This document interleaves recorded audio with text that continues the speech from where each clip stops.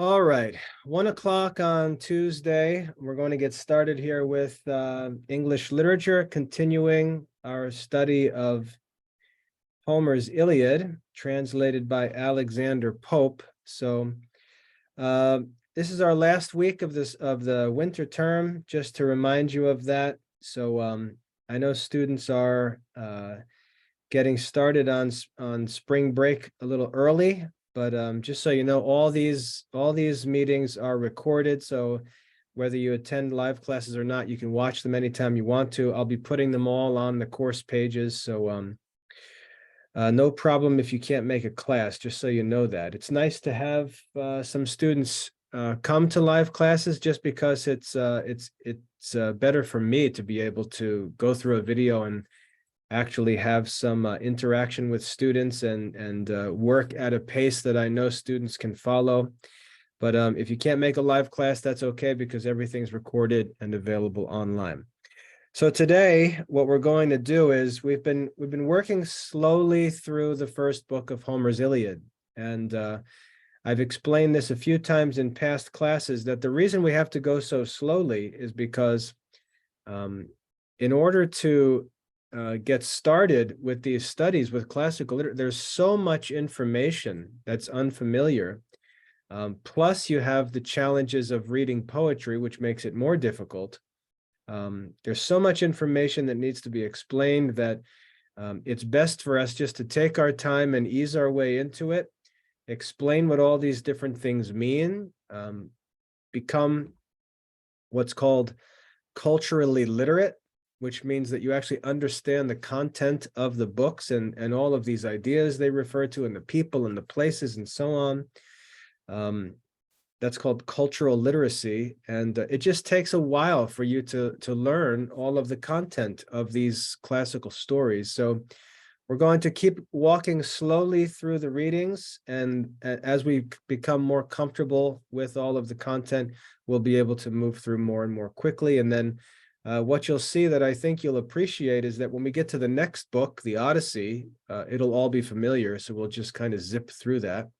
And then when we get to the next book in English literature, which is Virgil's Aeneid, it's all the same stuff. So even though it's a Roman book written, hundreds of years later by a different author, it's all the same topics: Trojan War, same people, same ideas, same religious ideas, and so on. And then as we get into medieval literature and keep going and going and going, you just find that these ideas and these stories and these authors have just been read and read by all of the other authors that we'll study. So whether you're studying Dante or Shakespeare or anyone else, the more you become familiar with classical literature, the more literature of medieval and modern times you're able to get into and understand, because it's all based on this. So Homer was sort of the father of classical literature, and he becomes the beginning for all great writers. And this cultural literacy, like I said, will help you in all studies in literature in the future. So as for where we are in the Iliad, we're in book 1. We're moving slowly, making sure we explain and understand everything we come across in the story.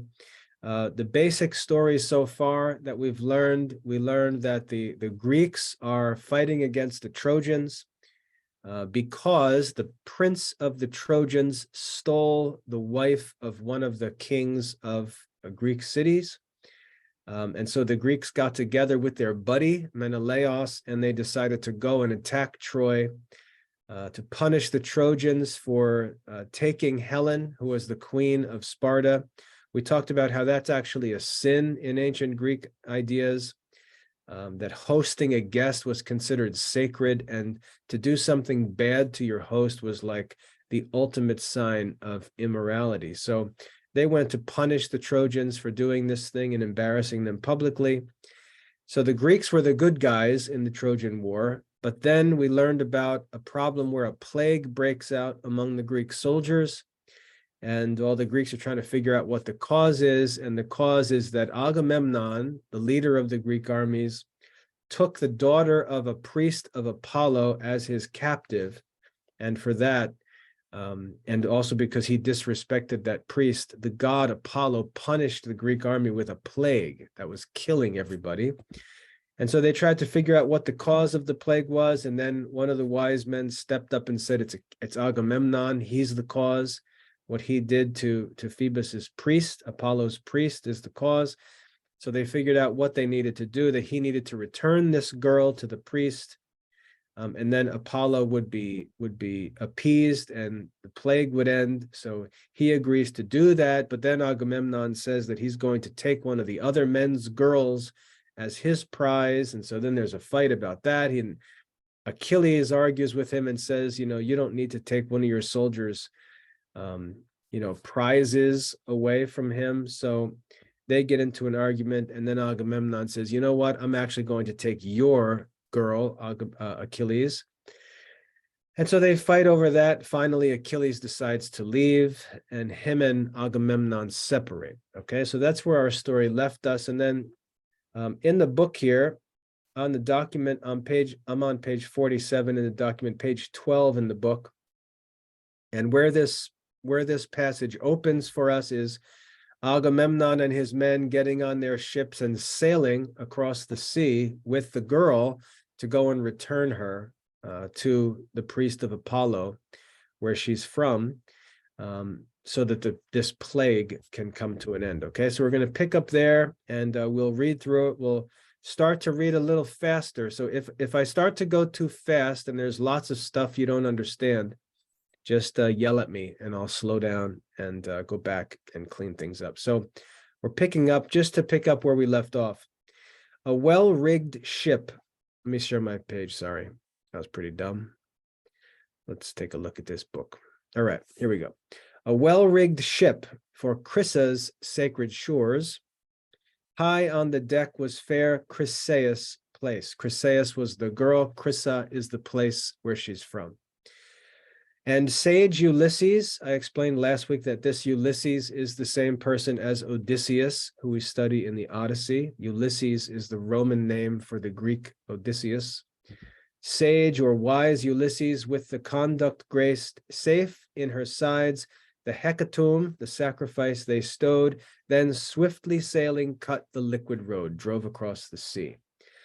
The host to expiate next the king prepares. Remember, this word host refers to the army. The army to expiate, or to make sacrifice to pay for their sin. The host to expiate next the king prepares with pure lustrations. Lustrations means purifications, purifying sacrifices. And with solemn prayers, washed by the briny wave. Brine means salt, so briny wave means salt water. The pious train are cleansed and cast the ablutions, that's again purifications, in the main, and the main is another word for sea. Okay, so the army of the Greeks are offering their sacrifices on the shore. Let me just admit some more students in here coming in late. So the army is offering sacrifices on the shore and trying to make peace with the god Apollo. Okay, that's the story here. Along the shore, whole hecatombs. A hecatomb is a whole animal sacrifice. So to sacrifice a whole animal is a hecatomb. So along the shore, whole hecatombs were laid, and bulls and goats to Phoebus's altars paid. Phoebus is the god Apollo. So they're sacrificing to Apollo. The sable fumes, sable means brown. It means like dirty. So it's not like white smoke. It's like brown, kind of dirty, bloody smoke going up. The sable fumes in curling spires arise and waft their grateful odors to the skies. The army, thus in sacred rites engaged, Atrides, that is the son of Atreus, that's Agamemnon, Atrides still with deep resentment raged. To wait his will, two sacred heralds stood. Notice it says sacred herald. So in the ancient world, remember, they didn't have any mail service. There was no email, no internet, no fax machines, no way to communicate except to send heralds or messengers back and forth. Now, you can imagine being a messenger could be a pretty difficult situation, because let's say that dad wants to divorce mom and he decides to send her a message. Well, if you're the messenger, you've got to bring that message and stand there and wait for the response. Or if somebody writes a letter to the king that's going to make him very angry, and this king is a crazy butcher who kills people, well, the messenger's got to go and hand that letter to the king and deal with whatever comes next. So the messengers, they had a pretty dangerous job, you know? So they'd have to deliver good news sometimes, but also they'd have to deliver bad news, right? So the messengers in the ancient world, they needed special protection.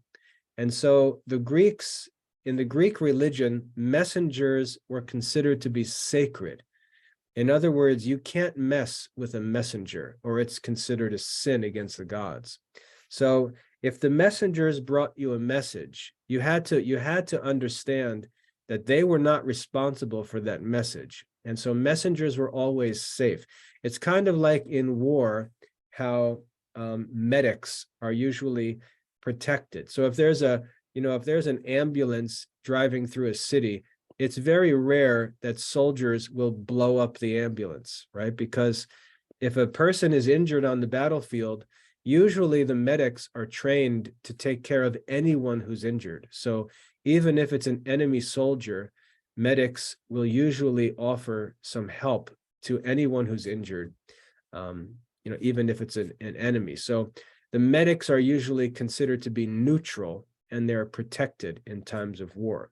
So when you see, like a couple weeks ago in Ukraine, there was a scene where there was an ambulance with medics carrying some injured people, and I think it was a Russian tank or something like that that blew up the ambulance.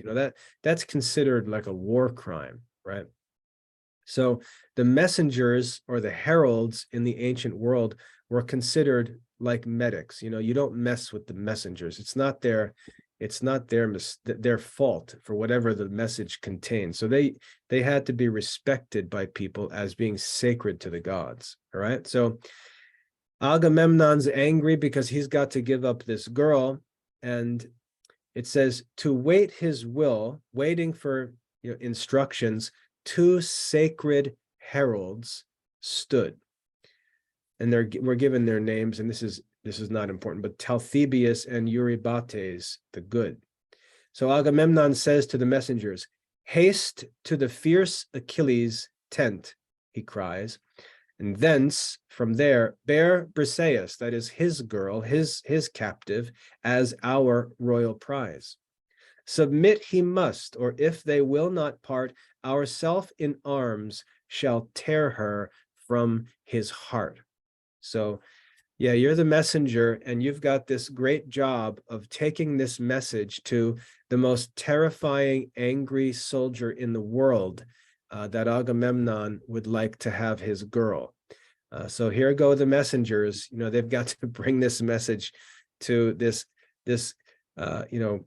violent warrior, to tell him that they're taking his girl and bringing her to Agamemnon. So the unwilling heralds, obviously, act their lord's commands. Pensive, that means thoughtful, careful, they walk along the barren sands. Arrived, the hero in his tent they find, with a gloomy aspect, on his arm reclined. He doesn't look very happy. At awful distance, so they make sure they keep their distance. At awful distance, long they silent stand, loath or unwilling to advance, and speak their hard command. Decent confusion. This the godlike man, that is Achilles, the godlike man perceived, and thus with accent mild began. So Achilles, in this situation, respects the messengers. Okay, he's obviously so angry, he's ready to kill everybody, but because he's religious and because he's self-controlled, and this is an example of self-control, He's got to receive these messengers with this terrible message, but at the same time, be respectful to the messengers. So with accent mild, with gentle words, he speaks to them. He says, with leave and honor, enter our abodes. Come on in, guys. I know it's not your fault. Ye sacred ministers of men and gods, I know your message. By constraint you came. Not you, but your imperious lord, I blame. Patroclus, that's Achilles' companion. Patroclus, haste, the fair Briseis bring out the girl. Conduct my captive to the haughty king. But witness, heralds, pay attention, you messengers, I want you to be my witnesses. And proclaim my vow. Tell the king that I take this vow. Witness to gods above and men below. But first and loudest, to your prince declare that lawless tyrant whose commands you bear. Unmoved as death, Achilles shall remain. Though prostrate Greece shall bleed at every vein, the raging chief in frantic passion lost, blind to himself and useless to his host, unskilled to judge the future by the past, in blood and slaughter shall repent at last. So Achilles says to the messengers, I've got a message for you to take back. Tell Agamemnon that there's no way I'm going to come and help him, and he's going to repent in blood for what he's done. Not because I'm going to do it, but because you guys are going to get whooped in battle if I'm not there. So that's Achilles' message back to Agamemnon. Patroclus, Achilles' companion, now the unwilling beauty brought. So she didn't necessarily want to leave either. She, in soft sorrows and in pensive thought, passed silent as the heralds held her hand, and oft looked back, slow moving o'er the strand. Now, in the ancient world where there was slavery, one of the greatest signs that a person was good was that his slaves actually were happy to be his slaves.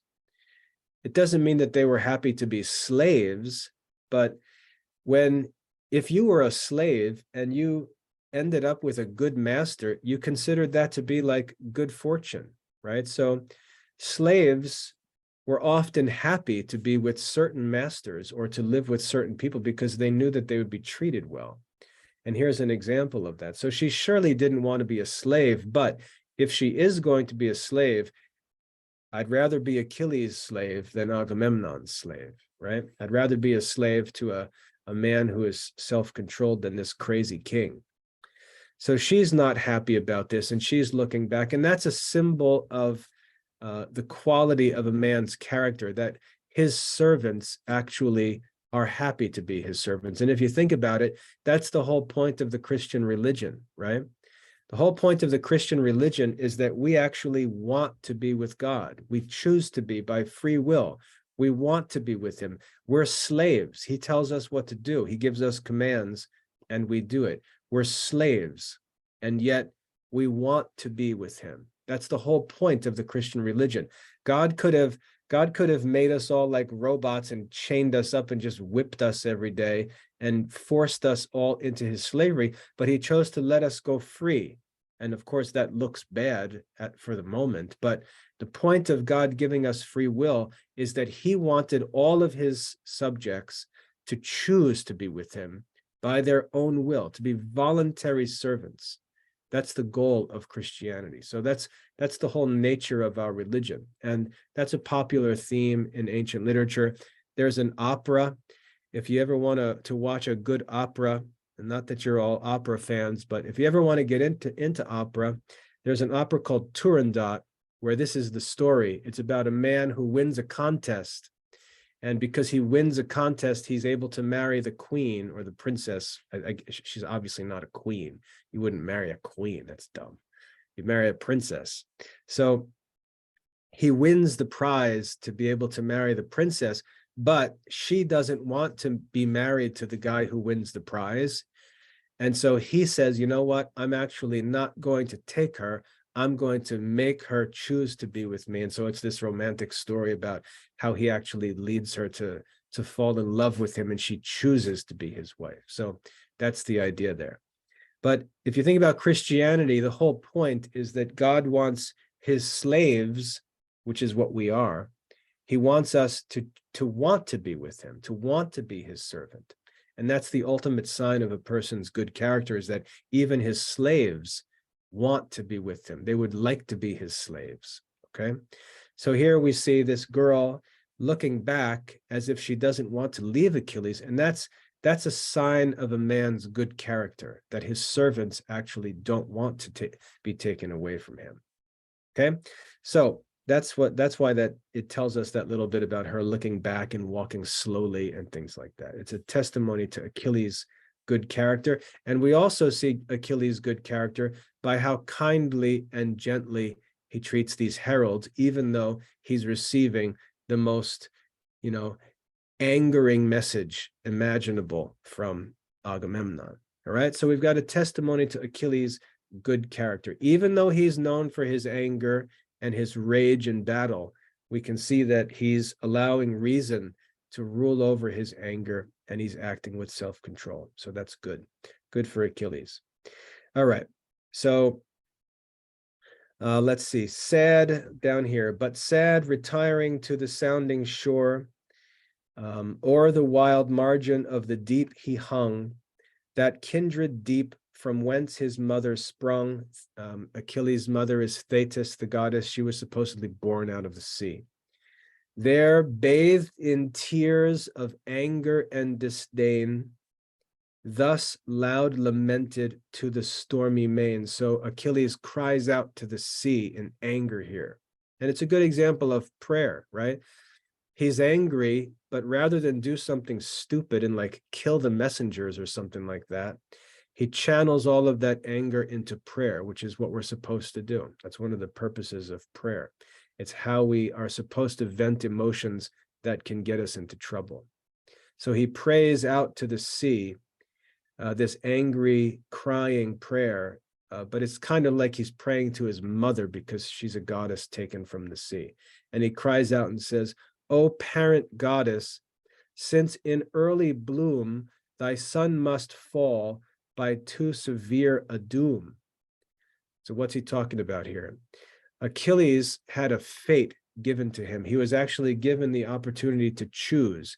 And I may have talked about this already, but he was given a chance to choose whether he would like to live a short life that was glorious, or whether he wanted to live sort of a boring, safe life and enjoy a full, long life. And he chose to live a glorious, short life. So he knows that he's not going to live long. He says, since in early bloom thy son must fall by too severe a doom, sure to so short a race of glory born, great Jove in justice should this span adorn. Honor and fame at least the thunderer owed, and ill he pays the promise of a god. If yon or that proud monarch thus thy son defies, obscures my glories, I chose a short life with glory. Well, this doesn't look like a glorious life. So what's the deal, right? It looks like the gods are not keeping their promise to me. They gave me a choice. I chose glory, and look at this. I'm being humiliated by this king. He obscures my glories and resumes my prize, takes my prize from me. So this is Achilles' complaint. He's complaining that the gods are not fulfilling their promise to him and giving him a glorious life. Far from the deep recesses of the main, and again, main means sea, where aged ocean holds the watery rain, and remember, ocean is a Greek god, the goddess mother heard, his mother heard his complaint. The waves divide, and like a mist, she rose above the tide. So remember, the questions that ask, what does this lesson teach us about Greek religion? we're getting more and more and more information about Greek religion. So you can see how he would pray. He believes his mother is this goddess who was born of the sea. He prays to where she's from. She hears his prayer and she comes to him. And how does she appear? She appears like mist, right? So she's not like a body. They understand that gods and goddesses are spiritual. So she arises like a mist from the sea. Like a mist, she rose above the tide and beheld him mourning on the naked shores, and thus the sorrows of his soul implores. Why grieves my son? Thy anguish let me share. Reveal the cause and trust a parent's care. Let me help you. What's wrong? Now, notice what this teaches about the gods. They don't have all knowledge. So these are not like God in the sense that God knows all things. Like Jesus tells us, before you even pray, God already knows what you have need of. So that's the purpose of our prayer, is not to tell God what's going on, right? God is not like startled by our prayer, saying, what's going on? I didn't know about that. That's not the point of prayer. But in the Greek religion, we see that the gods don't necessarily know what's going on. And this is what proves the argument that I made in the very first lesson, where I said, what the Greeks refer to as gods and goddesses are just spirits. They're like angels or demons. That's what they are, okay? Just like an angel. Angels don't know everything. Demons don't know everything. If you get into that kind of stuff, it's very interesting, because you can learn that there are things that like angels and demons don't know and can't know. So sometimes we're warned that if you talk about things, you can actually cause a spirit to become knowledgeable about that thing, which he otherwise might not have known. So you can get into all kinds of interesting discussions with angels and demons. But we see here that she didn't know what was going on, and then he complained, and she heard and came like a mom hearing her son crying, up in the treehouse, and saying, what's going on? What's wrong? Tell me the cause and trust that I will help you. Tell me what's wrong. I'm here to help. So he, deeply sighing, said, to tell my woe is but to mention what too well you know. So she already is familiar with some of the story, because she was there, or Minerva was there at least. From Thebe, sacred to Apollo's name, Aetion's realm, our conquering army came. So he's telling her the story here. We came from Thebes with treasure loaded and triumphant spoils, whose just division crowned the soldiers' toil. So everything was going great. But bright Chryseis, heavenly prize, was led by vote selected to the general's bed. The priest of Phoebus sought by gifts to gain his beauteous daughter from the victor's chain. Now, that should sound familiar, right? The priest of Phoebus sought by gifts to gain his beauteous daughter from the victor's chain, okay? And I want to say something about Homer here. As we read through Homer, remember that Homer had to perform these poems. He would perform them live for an audience. So if there was some great festival, a king or someone like that could bring in a poet like Homer and set him up, in the dining hall, and he would perform the poem. He would sing it and recite it as, entertainment, but as sort of a religious entertainment, okay? Not just, crazy entertainment, but sort of a religious, respectful, cultured entertainment. And he had to, come up with this poem sometimes on the spot, or he had to remember it all on the spot. And what we'll see all through these poems, if we read them carefully, we'll see lines that are repeated again and again and again, the same lines repeated again and again and again. And those are called formula in this kind of poetry, because as the poet is telling the story, he can remember pairs of lines that already rhyme and have already been composed, and he can include them later on. So you'll often see lines repeated because it's easy. He already has them figured out and written. So there's an example. His beauteous daughter from the victor's chain. We saw that before.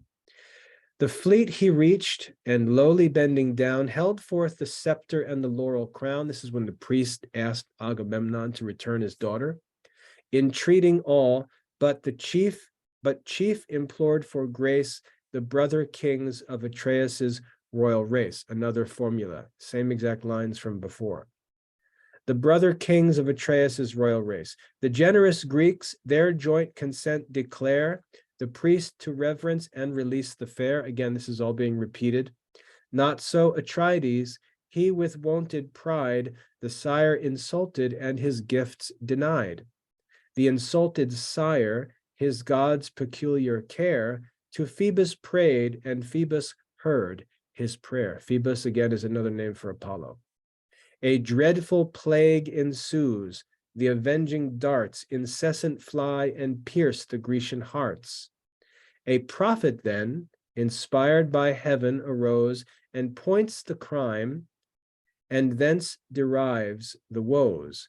Myself, the first, the assembled chiefs incline to avert the vengeance of the power divine. So Achilles says, I stood up and tried to figure out what was wrong so we could fix it. Then rising in his wrath, the monarch stormed, incensed he threatened, and his threats performed. The fair Chryseis to her sire was sent, with offered gifts to make the god relent. But now he seized Briseis's heavenly charms, and of my valor's prize defrauds my arms, took my girl away from me. Defrauds the votes of all the Grecian train, goes against the will of all the Greek soldiers, and service, faith, and justice plead in vain. So these moral principles of service, I should be respected and rewarded because I offer my service. Faith here means my trust and loyalty. That, the idea of faith here is that I make promises. Soldiers make promises to their kings. Kings make promises to their soldiers. The soldiers go and risk their life for hope of winning honor and rewards for their service. And all of these things should plead with Agamemnon to be generous to me, but he's not. These things plead in vain. He doesn't listen to any of these things. So service, faith, and justice plead with him in vain.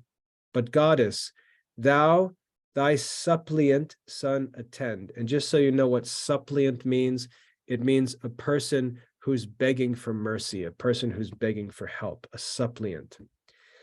But goddess, thou thy suppliant son attend. To high Olympus's shining court ascend. Go to Mount Olympus, where all the gods are.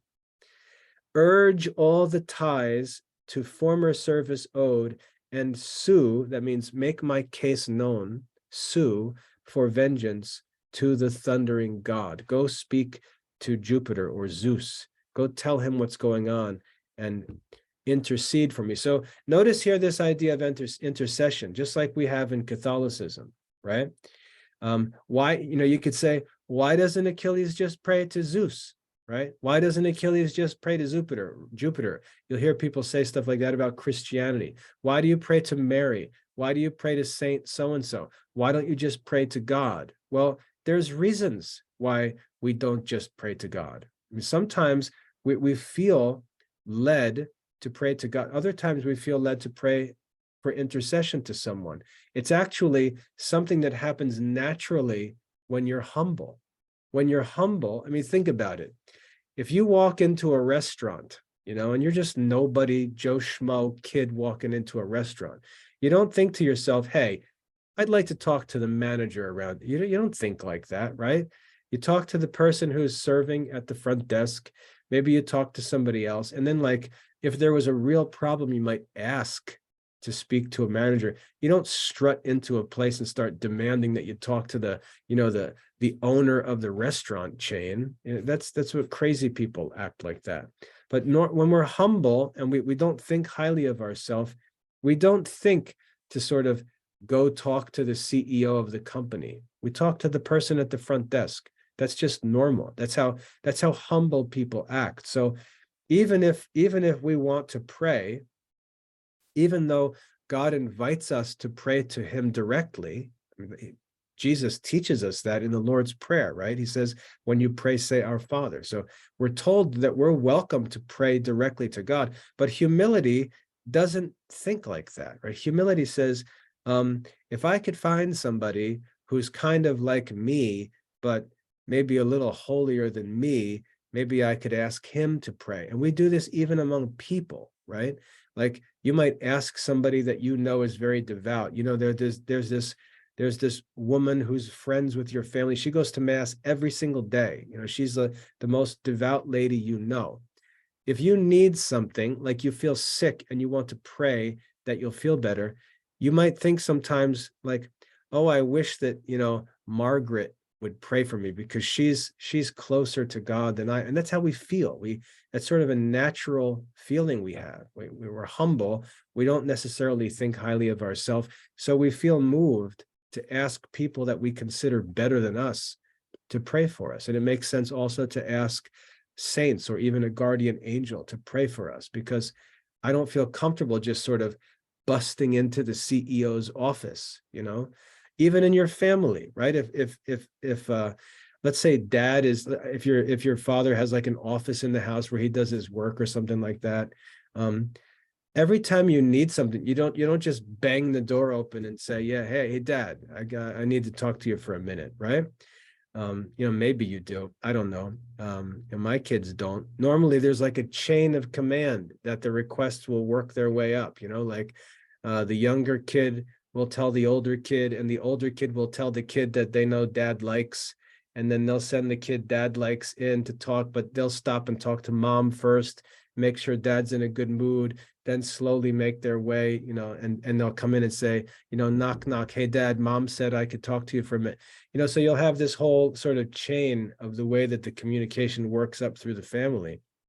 Well, we feel the same way with religion. We feel the same way. You know, if Saint Dominic is available for me, and I believe that I have a reason why Saint Dominic might listen to my prayer, I might feel a little more comfortable going to Saint Dominic and asking him to pray for me. I can't explain why. It's just sometimes how we feel, right? Sometimes we just feel more comfortable praying to someone in between us somewhere.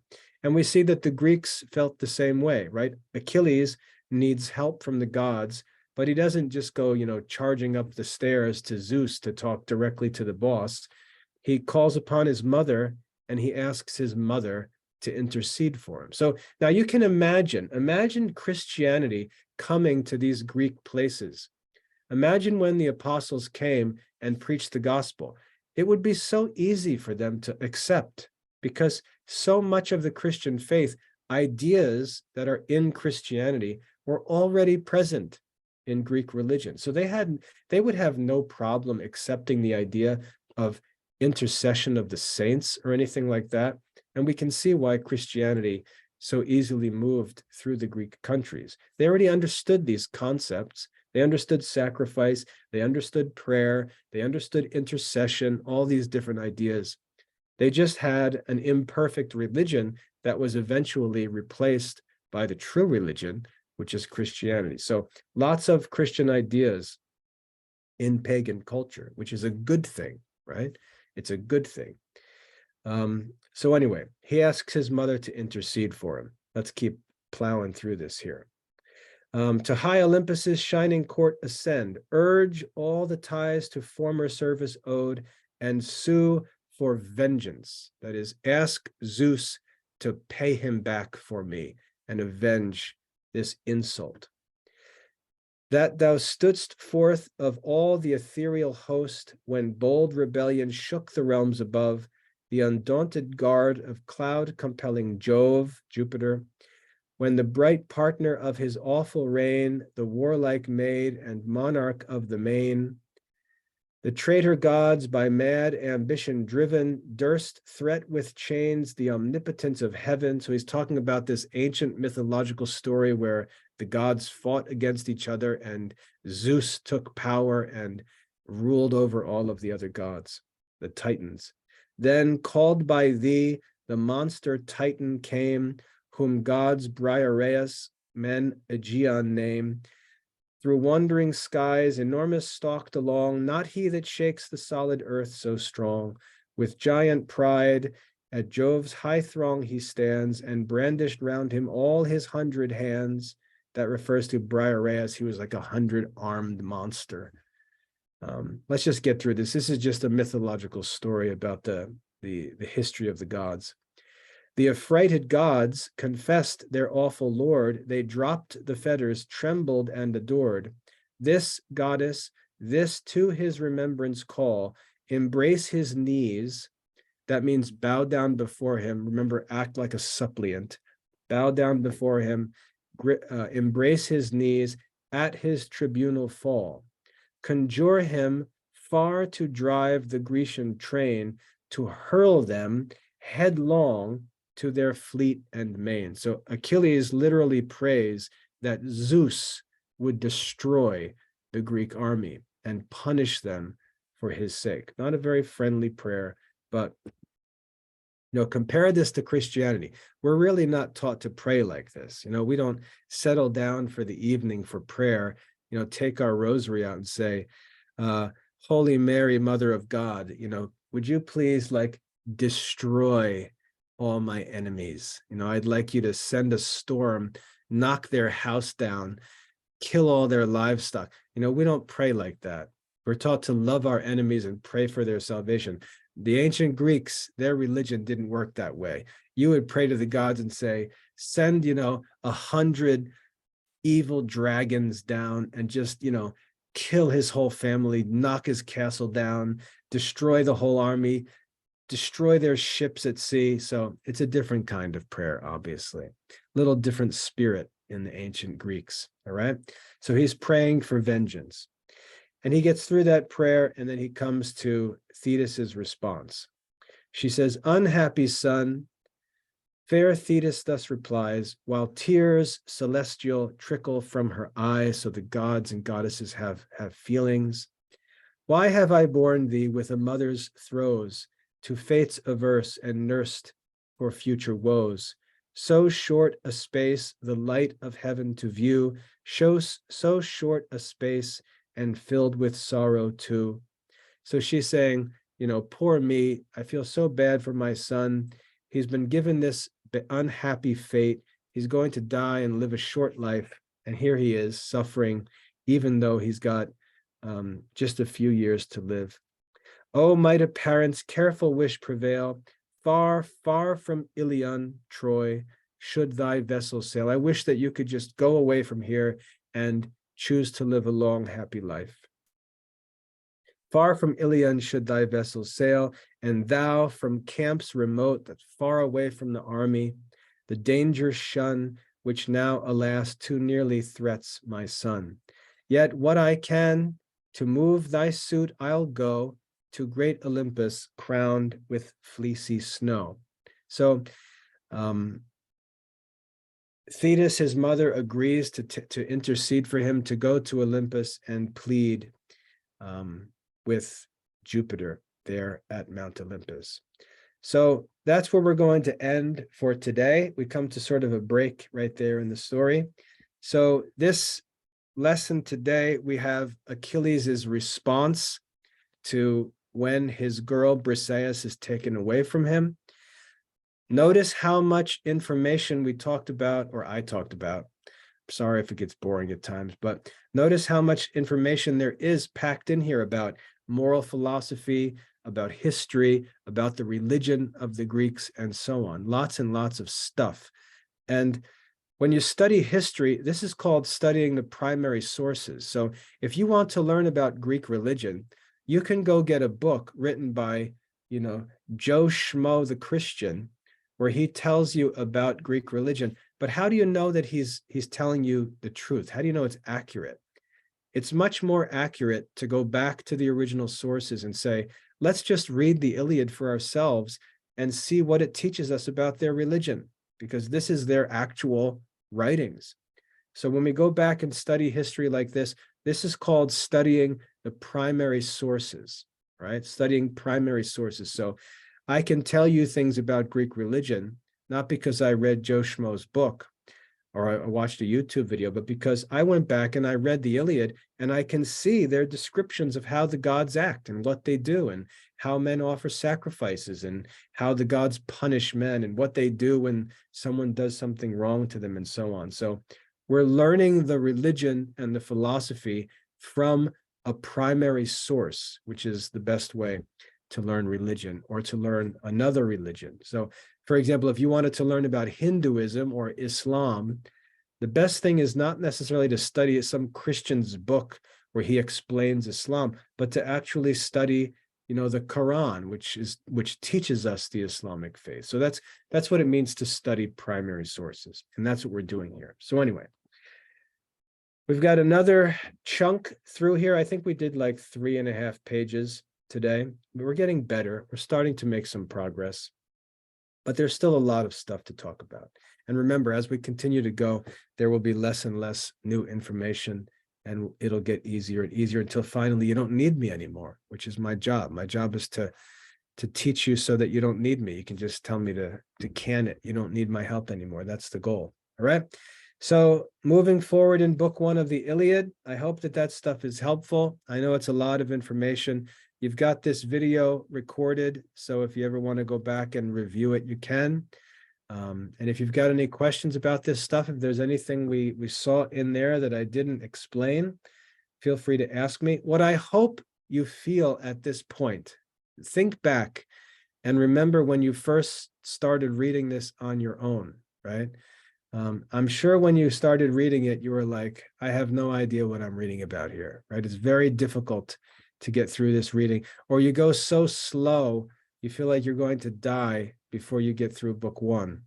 And then I always tell students, just read through it, just put your finger on the page and just go. And you're like, you know what? I tried that, but I might as well be reading a Chinese book. There's no point doing this. So hopefully this is starting to become easier for you to understand. You're starting to become more familiar with the content.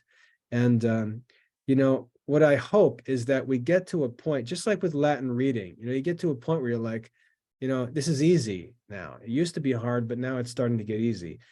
This reading of classical literature will start to get easier and easier. And then for the rest of your life, you'll be able to read this stuff and understand it, which is the goal of these studies. And there's lots and lots of good stuff. Hopefully we can read a lot of it together. But anyway, I hope that you're starting to feel that at least a little bit, right? You're starting to feel like, okay, you know what, maybe I can understand this now. But like I said, it's going to get easier and you'll appreciate it more. What's really cool is the next book, not the Iliad, but the Odyssey. That's like the best story ever written. So when we get to the Odyssey, with all of this cultural information behind us, we'll be able just to enjoy the story, which is my favorite story of all time. Hopefully we'll be ready for that. But anyway, we're moving slowly through book 1. You're free to go ahead, obviously, and study on your own. But if you want to just go along with me and let me explain stuff, I'll try to make it as clear as I can. So that's all for today. If you have no questions, you're free to go. If you've got anything you'd like to ask or talk about, I'll hang out in the chat and answer any questions, whatever you need to talk about. All right. So thanks for coming to the live class. It's helpful for me. And just remember that a recording of this video will be available if you ever want to go back and look at it. So that's all for today. God bless everybody.